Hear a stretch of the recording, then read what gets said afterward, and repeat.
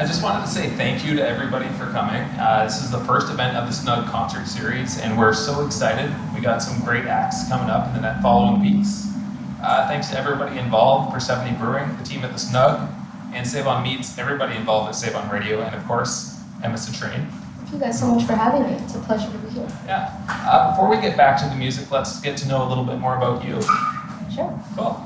Yeah. Great. Yeah. Let's talk about how you got into music. I know you went to a pretty interesting high school.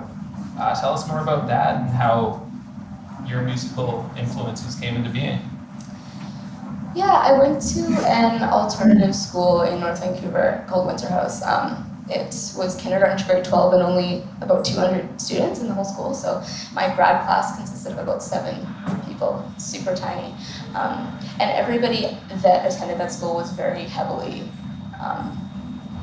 arts focused in some whatever, whether it be dancers, like costume design, musicians. I guess the easiest way to kind of provide a visual of some sort is to, like, if as soon as you walked into the school and walked down the hall, you'd see kids just like strumming their guitars, wearing like weird get-ups and sequins, and like I had this one friend that would always wear 6-inch pink sequin stilettos. Yeah. And we had these showcases every couple months that all the students would contribute to put on together collaboratively, and everybody would kind of contribute their whatever medium they were into in terms of the arts. So, you know, we had dancing, singing, musicians, whatever, spoken word poetry, and it was a collaborative effort to kind of put those together. So I think that's, like, in 10th grade at that school is kind of, I guess when I first got into performing my own music, because I taught myself guitar at that school because everybody was a musician, and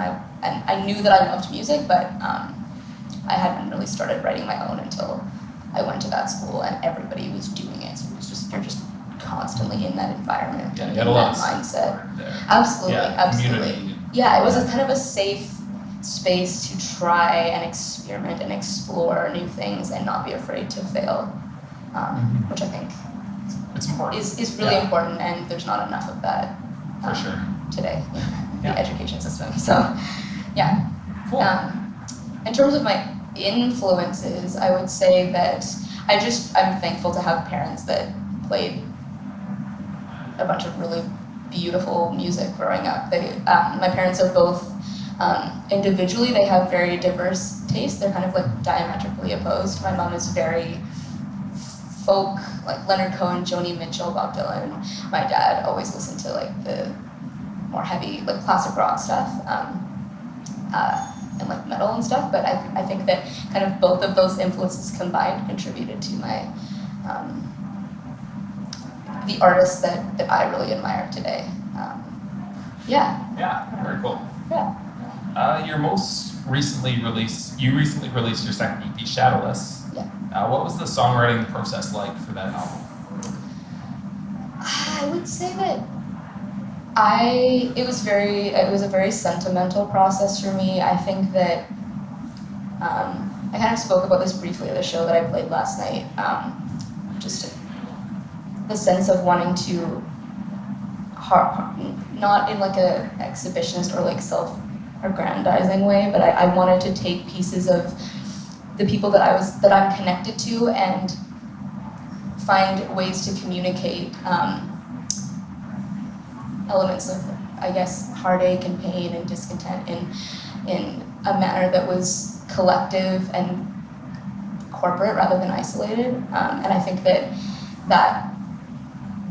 I say all the time that, you know, my music is just a way for me to kind of process the complexities of what I'm experiencing at a given time, and I think that that's exactly what this record did for me, and I hope, you know, that it can offer its listeners a sense of, I guess, solace or you know, whatever they need. I hope that they can kind of inhabit it the way that they need to. Yeah, for sure. What's the feedback been like?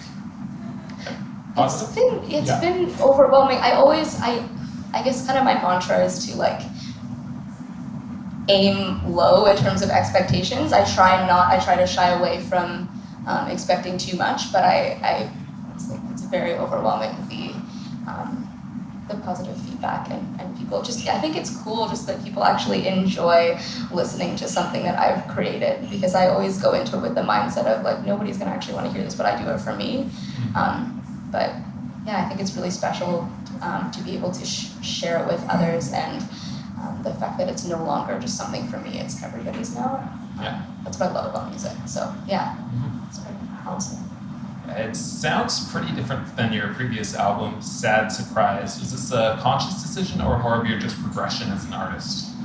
I think, I think it kind of, the initial, I think it began with just the natural evolution of me as an artist, but then as I came to approach the recording process of Shadowless,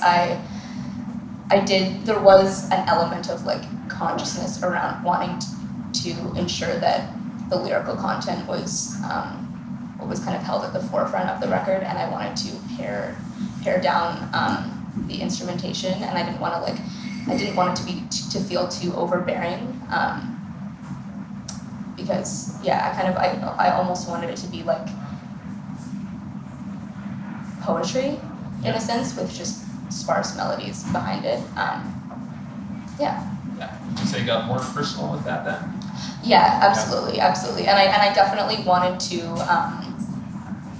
My approach to this record was kind of like I want to do everything on my own. I just want to play everything, because the last record that I released, which was a blast to record, was just kind of me and a bunch of my friends recording our individual parts, and we all brought something different to the table, and it was a very collaborative process, which was incredible in its own right. But I really wanted to do the opposite with this record and just kind of like record it with one of my best friends and play everything, and to feel a little bit more personal. Very cool. What's your favorite part about the Vancouver music scene?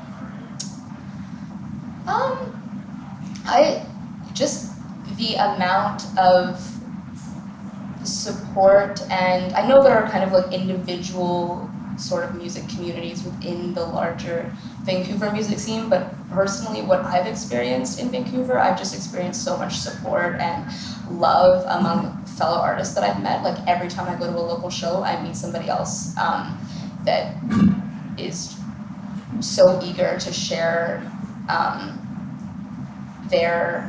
so eager to collaborate and to work together, and I think that that's really important with in the music scene today, but also just in the world in general today, in a more broader perspective. I don't think that anything can be accomplished, at least long term, without collaboration.